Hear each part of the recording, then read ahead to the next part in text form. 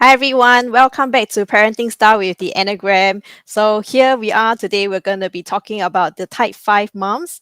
But before we go into it further, we just want to do an overview on what Enneagram is all about. So Lillian, why don't you take us through a little bit more on the Enneagram? All right. Yes. Good. Welcome back to Voices of Courage Asia channel. Yes, this is our parenting styles with the Enneagram series, and with my co-host Lisa. And Enneagram is basically a profiling personality profiling system that our community loves to use it because it is in comparison with other personality profiling tools out there. We find that this one is pretty powerful because it goes beyond the traits, whether you're introvert or extrovert. It actually goes much deeper into your character, into the core, your core motivations, your ego system, your belief system. So in simply the why you think, feel and behave in a particular ways. So yeah, so it's a very powerful tool, and it really helps us to gain awareness about our automatic behaviors. So after gaining those awareness, then we begin to realize that, oh no, you know, whether we have been a tiger mom or a loving mom, or a very authoritative mom, or yeah, and all the different personality types that were in the Enneagram. They're altogether 9. So we are very excited to be inviting moms from the different personality category to come and share their experience of their parenting styles. So Lisa, which types did you mention that which type do we have today? So this today we're gonna be bringing on the moms that are the Type 5 personalities. But before we go into more details, I think maybe we can introduce them and let them come and tell us what they think the Type 5 characteristics are. All right. Shall we invite Jack first? Right. Yep. Okay, here you are, Jack. Hello. Hi. Hi, Jack. Hello, Lisa, Lillian. Yeah, Mm, so today we have Jack with us. Maybe Jack, would you like to give us a brief introduction of yourself, your background and your family? Okay, so I'm a working mother of two grown young adults, 21 and 22, my spouse, so four of us in the family. I'm working, I have my own business, so doing in corporate services. So yeah, been working for the last 20 over years. Yeah. So, 20 over years. Wow. I think that's a long service award already, right? Mm, yeah, not with the same company, but yeah, I have been working, for 20 over years. So I've been working since the kids were born, I would say, until now. Wow. Mm. All right. I think let's invite our next mom on board first, and yeah. then we talk about their personality type. Mm, Okay. yes. All right. Let's welcome Julia. Hi, Julia. Hello, ladies. Hi. Hi, Julia. Hello. Hi, Julia. Uh, Hello. so also as with, can you give us a brief introduction of yourself? Sure. So I'm a holistic personal branding coach. So I help women to brand themselves from inside out so that they can achieve their desired lifestyle of financial freedom and success. So like Jack, I have two kids, two young adults now. One is 21, the other is 19. I was working as a in corporate for about 20 over years before I switched on to this coaching business for the last about 5 years. Yep. Wow. So I think other than Lisa, three of us, our children are young adults already, right? They're no longer children. And I all think in in their our eyes, 20s. yeah, in our eyes, they're still children, lah, but yeah, Yeah, they're but not to forever them. children. But parenting in a very different way, I guess. Yeah. True. So today we will need you to dig back in your earlier days, memories when they were younger, primary and below, and share with us, like I think that was even before you discovered Enneagram, So we were saying that, that would really show true what was the core motivations of a type 5 during then, right? Um maybe Jack or Julia, do y'all want to share what you think are the you know, characteristic and personality traits of a mom that would be in the type 5 personality. Yeah, and what does type 5 means? You know, what Yeah. are they known as other than Okay. the number? Known as always wanting information. Correct me if I'm wrong, Julia, we're both the same type, right? We always want information. We need to have enough for us to understand what's happening and how to move forward. Um, and yeah, we like to analyze things. And you know, when we are in a situation, we say, okay, why is it like this? Why wasn't it like that? And that sort of thing. I'll let Julia add more. I think to add on is like when they don't give you enough information, you start to dig. You start to wonder why they're not giving you information, and then you start to ask a lot of questions. Yeah, and then the other, I guess the other thing about type 5 moms is, I think for me, it's a lot of fear of them not looking at my children, both two different personalities. One is fear of getting bullied, the other one is fear of them bullying somebody else. Yeah. Yeah, so that's how I operate. And I think earlier on, before we came on to the show, we were talking about the different types of mother, right? So I have a new category called the monster mother. You know, before knowing Enneagram, I was really a monster mother. The monster in me will come out when when things are not going well or things are not going right. Interesting. Right. I think the type fives are also, by the way, also known as the observer and the investigator. That's why just now you all mentioned, like, you know, you like to dig, and ask, right? It's like investigating the behavior of investigating. So is it every day when the kids come home, you all will ask them, what have you all been doing at school? Is that Gone like the past that. When they were young, yes, you want to create conversation and you ask how was school, right? So like for me also, I've got a boy and a girl, and the girl is more chatty, the boy is quiet. So from him is always one word answer lah. Fine, okay, that kind of thing. Then you just get used to it. But as we go along, then of course, yes lah, you want to know more and find out a bit of how they are and things like that. Yeah. One Yes. question. When they say yes or no only, right? When they give you a very short answer, how do you respond to that? How did you respond to that? And what would you think that you will respond to them now? You know, in comparison. Okay, so when at that time, not knowing Enneagram and all that kind of thing, frustrated lah. It's like, why is it just one answer? You can't just be fine and okay, tell me more. What was the day like, your friends and things like that. Um, so yeah, frustrated and sometimes get angry and scold them and say, can you give me more info or can you talk more? Yeah, at that stage, that was how frustration was there on that part. And how did they respond to your frustration? The second one was the sort who, if you don't like it, I'll be even more okay lah. There's nothing to say. There's just okay and everything was fine. So what else you want me to say? So they'll just go with that, no? Right. So a lot of frustration, you know, in situations like this. Right. Yeah. Okay. How about yourself, Julia? Same. So it's the same situation I face with Jack. So it's always that one word answer. I think sometimes I will go deeper. So like I will go into a little bit more detail, like, oh, so how's the teacher? How's your school? How's the food? Just to get something. Then it's always that one word answer. Okay, good, very good. Yeah. So even though my daughter was chatty, she's still a little bit reserved. They don't want to say means they don't want to say. So after a while, I just give up. I'll just, oh, how's everything? And then they say okay, then it's okay. Yeah.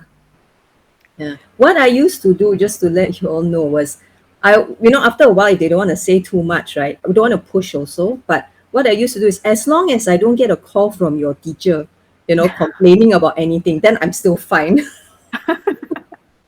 Yeah. So, I use that as my coping mechanism, that okay, everything is fine until and unless I get a call from the school. Yeah. yeah, sounds like for y'all not being able to get the answers you want is like clawing at the wall kind of a feel, right?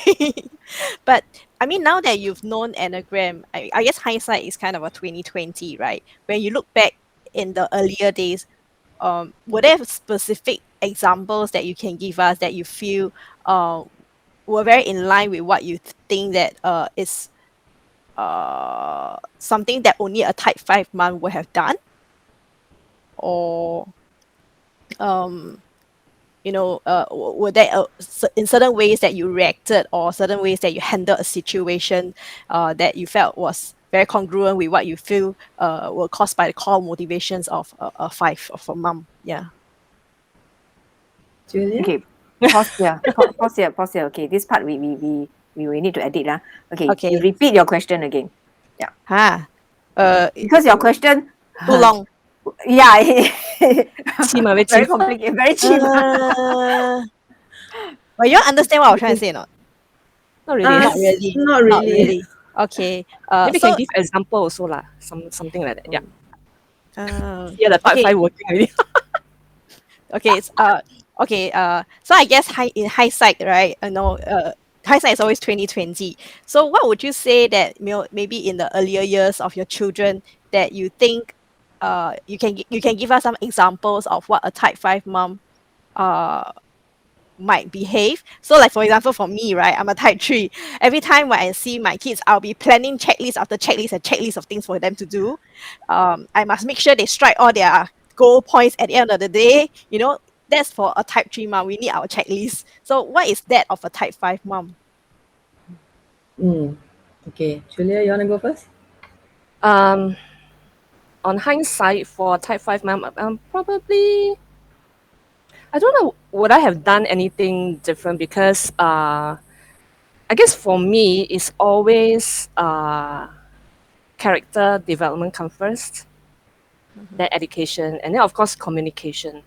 So if I were to go back in time, I probably still would ask them questions, but maybe I'll ask them better questions, or maybe I can do something with them to draw out their questions for the day. So instead of asking them, "Oh, how are you doing? How's school today?" Maybe can do some activity with them, and then try to correlate the activity in school, something like that. Yeah, I probably would have done that if I'm more well aware of my type. Yeah. Interesting. Yeah, I think similar to what Julia mentioned, I think if I knew their type, then I would draw out information a little bit differently. Um, the thing is, I had a little bit of a cheat sheet in a way that I had my parents with me taking care of the kids. So they shared things with my mom. So if there was anything to worry about or anything to update, my mom would let me know. And she always tell me, "You don't tell the kids I told you." So at least, at least I know, but depending on how, whatever it is, then I can act accordingly. But yeah, I mean, I was happy that I had that support, but of course, it would have been good to hear it from them directly. But I suppose being a working mom, that was also the limitations lah. That they could only see me certain times of the day, and maybe by the time I come back and talk to them, it's already too late. They're also too tired. I already spoke to grandma. You want to know, you find out from her. Without telling me in that way, I'm guessing they're most probably saying that lah, thinking that way. Yeah, but yeah, you're right. I think if I had known their Enneagram styles, then at least I would draw out information a little bit differently. Yeah, I think maybe for me, or I was coming on a slightly different angle. So it'll be like, did you see yourself how I say portraying the traits of the 5 mom? Like I was mentioning just now, right, that a 3 is a goal achiever ma. So I will always set lists for and targets for my kids. Reward charts are all over the place, kind of a thing. I think for 5, because you are very information driven, are there other things that you saw yourself doing then that you recognize now that these are traits of a 5? Or like, something just popped into my head. Visually, do you give them lots of books? Do you bring them to the library a lot? Do you make them read a lot? Yeah, Because or five maybe likes to because if you are research, right? yes, or maybe because if you are a 5 wing 6, maybe the 6 factor does come in a bit. So you are very fear driven. Every time your kids go, you will be asking them for details of their friend, where they are going, who they are going, when they are coming. All these kind of things. Yeah. Yeah, true. I think if you're asking from that point of view, yes, reading. I mean, I'm a reader. Type fives like to read, right? We're in our own little introverted world, and we like to read. So yes, and I'm glad. I think my daughter took on that trait of reading, so she likes reading. Not my son. Um, and then when you talk about, yeah, and because we're always wanting information, you're right. Like nowadays, even now, and especially when they're older, if they want to go out, I say, okay, you can only go out if you give me all this info. One, who are you going with? Who are they? Two, where are you going? Three, what time are you going and what time are you coming back? You know, that kind of thing. So yes, this list, and they know, okay, if they want to go out, they already make sure they have all this for me. Mm. It's interesting here because Jack is a 5 wing 6, right? Yes. Yeah, but Julia is a 5 wing 4, right? Oh, okay. Uh, 5, 6. Also also No, six. 6 Ah. ah. Oh, I thought so that Ah. means your 4 score was very high. Right, yes. right, right. But your 6 is higher than your 4 lah. Mm, Okay, okay. Yeah. Because she tend to her 4 is quite high. So there's yeah, this creativity part in her and all that. correct. Yeah. Yeah. How about you, Julia? Share your experience on that. Okay, so when talk about books, yeah. So when they were young, whenever people like want to hand me down books, I'll grab. I say, okay, give it to me, give it to me. I'll build up that library. So that's one of it, and I remember this incident quite funny actually right now. Talk about getting details. So that was my son's first time taking MRT to school and back. So when he was on his way back, I sort of like timed him because his school was in Bishan. So from Bishan to Yishun is very short time, maybe 10, most is 15 minutes, right?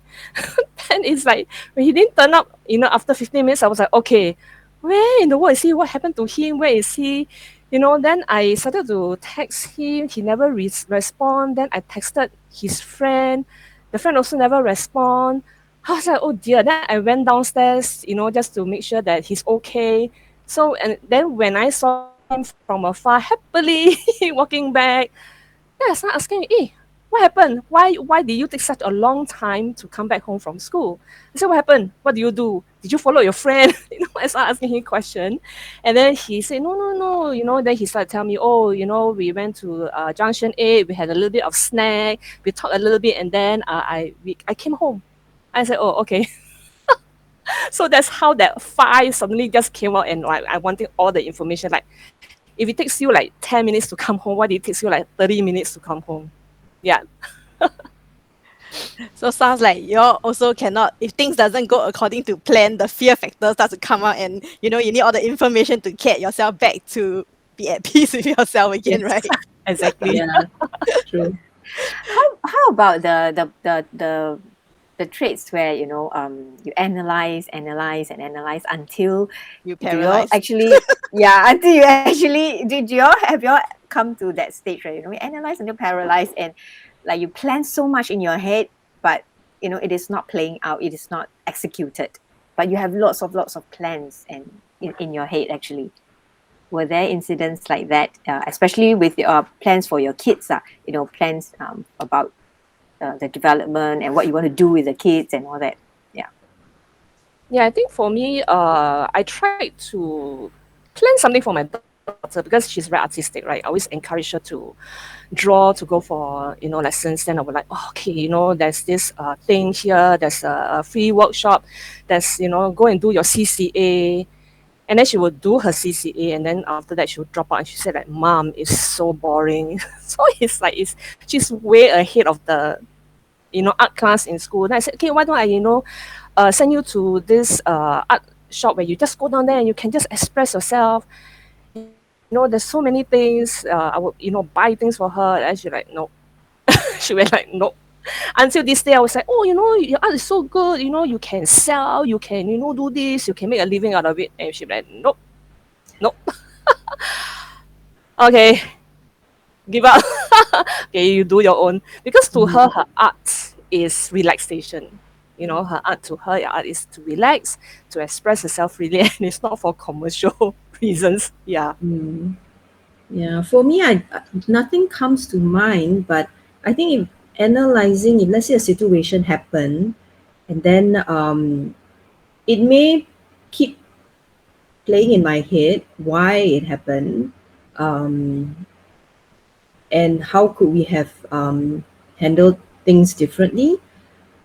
I can't recall of any major incident that may have triggered this, but yeah, anytime if there's something that has happened and then I just want to analyze a little bit more why, and I may have a chat with them and say, okay, why did this happen? Is there anything, But because being the way they are, again, withholding information or not telling much information, it does get a bit. So after a while, to be honest, because I had my mom, then I let her do that part. Okay, so maybe, this has happened. Maybe can you help to find out? So again, I suppose analyzing, but maybe not directly with them, but through another source. Yeah. Mm. Sorry, so maybe you can backtrack a little bit, right? How would you describe your parenting style back then? For me, I'm okay. I'm a very unconventional mother. So I don't have okay, I'll put it this way. I don't conform, and then I cannot fit into a lot of the so-called the stereotypical mother. Like for example, when my children are in kindergarten, I really don't mix around with the other mothers. I probably know one or two that is okay with me, or okay to to have a conversation.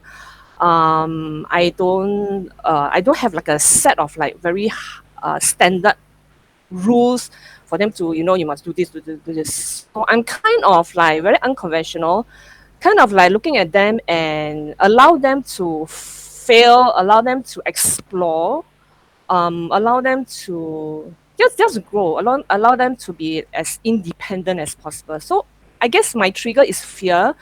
I'm just so fearful that they are very dependent on me, or they start relying on me for answers, which I'm fearful of that. So I want them to be independent. I want them to explore. If they have questions, they must go and find the answers first before they come to me. I'm always stressing to them about character building first. So we watch their character, we help them to build their character, and then education. Yeah, of course, is important, but I don't expect them to bring A's all the time. And we always emphasize on communications. So at the end of the day, we always tell them that whatever it is, we did something wrong, right, or whatever it is, we are here. We love them unconditionally, and we are here to communicate. So there's no topic that we cannot talk about.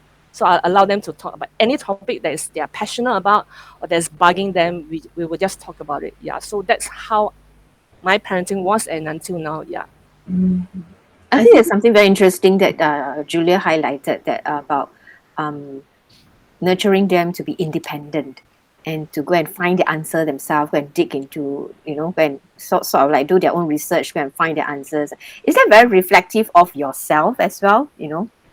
Yeah. Yeah, Okay. Yeah. exactly. I think so, because since we like to get information, right? We like to research, we like to do. So I suppose the same thing we put Yep. on our kids. Yeah. We pass on the skill sets that we have to them, right? And to True, nurture true. that That skill set. portion. All Yeah. right. Yeah. Yeah. How about you, So Jack? for me, Yeah. similar actually. I'm quite surprised, Julia. You and I have very similar parenting styles. Same thing. I wasn't a tiger mom. I don't know whether that was good or bad. And I was, again, similarly, I didn't expect that to come back with A's and all. If you came back, then well and good, we celebrate it.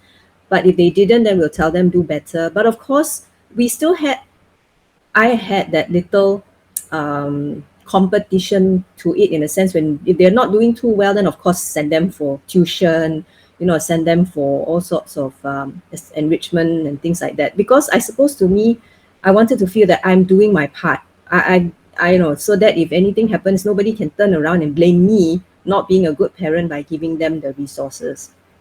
But um, still, yeah, left them to do what was important, and let them handle it in their own way, in their own time and space. Yeah, and similarly, I wasn't, and interestingly, I don't know. Now I know there's a lot of all these chats, parent chats, and if you're in a class and then you have that. My time, we didn't have that. Either that or I didn't join. I can't remember.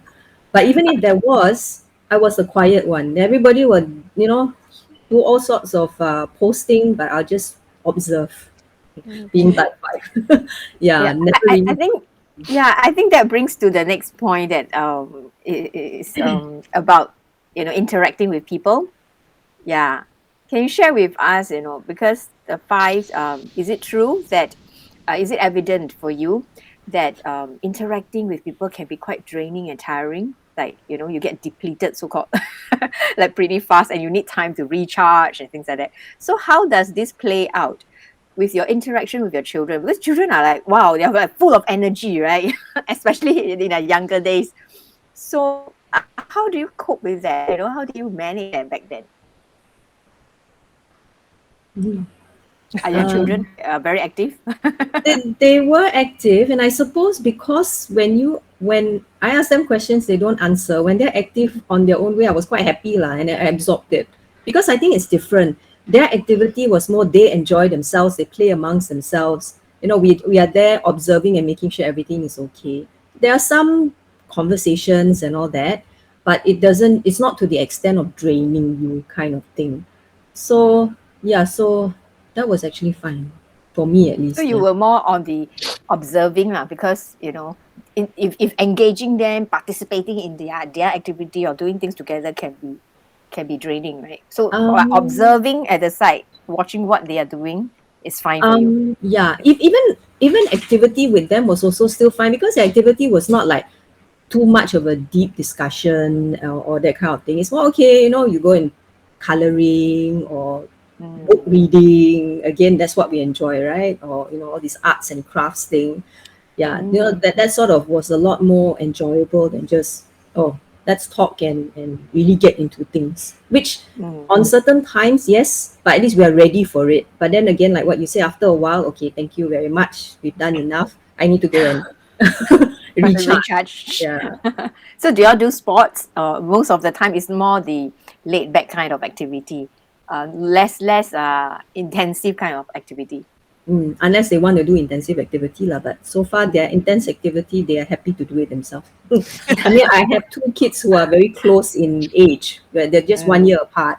So, they have each other to keep each other occupied. Actually, I'm quite curious. I mean, what would be both of your love language? I mean, you are familiar with the five love language, right? I'm just curious, would the type five have a similar love language because of the core motivation? Would you Uh, Jack, what's yours?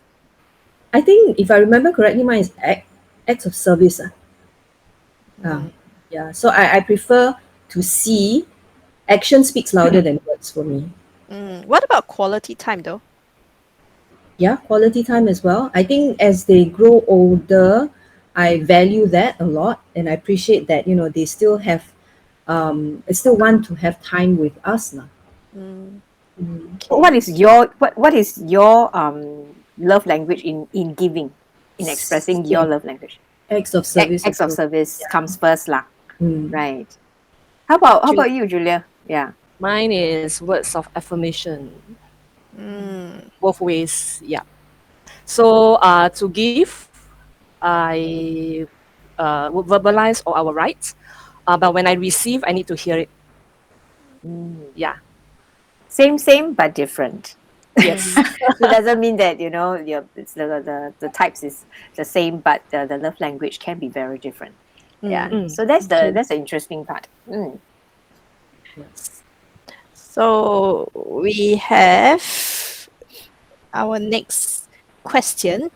So what do you think that um are you the Enneagram types of your parents now that you've known? And do you feel that after you've known Enneagram, did you type your children? And did that help, you in parenting them differently now? Yeah, I try to type them, but I'm not too sure if I'm accurate. So I think my daughter will be a 4 5. I don't think she is a 3. She is, yeah, she's the 4. She's the individualist, She's the drama queen. She's very artistic. And she's the smart one, right? So it's 4 5. And I think I was just reading, trying to type my son. It's a bit difficult. But I think he's a 9 1. He may not be a 2. It's 9. Peacemaker, you know. I remember, when he was in primary school, right? So he's a scaredy cat. He gets bullied So one fine day I so fed up. I say, hey, when somebody bully you or hit you, just hit them back, Then he said, no, we cannot fight in school. Cannot. I was like, okay, okay. So I know that he will not, he will not retaliate this way. Yeah. So and he has been like this since young. So I think he's a 9-1. Yeah. Avoid conflicts, lah, basically. Yeah. So how has that helped you? I mean, does that make you parent them differently when you talk to them? How does that adjust? How has that helped you to adjust in the way that you communicate? Yeah, so yeah, because two of them, their personality is so different. So I always look at them as two different person and approach them differently. Yeah. So sometimes our like my daughter is a foodie, we can just go out, eat, and then we talk. From there we Mm. talk. Yeah, Fawn needs to talk a lot, right? Very expressive. Whereas the 9, okay, Exactly. leave me alone kind of a thing, is it? Yeah, so she will talk and then she will, wow, all the drama come on, and now, kind of very entertaining. Yeah, and then I ask her questions. I think the coaching thing will come in, right? So you ask questions and then you slowly guide them without them knowing that you're doing so. Yeah. So for my son, is I'll leave him, I give him space, I give him that time. So he will come and talk to me. Usually he will share with me instead of more of like asking questions. So my daughter will kind of ask a little bit more questions because of her 5. But my son will be doing a bit more sharing. Like we have a common interest in Star Wars, and then he will come and say, "Hey, have you watched the trailer yet? Have you this?" Or he say, "Hey, wait, don't watch the episode without me." He will, like, yeah.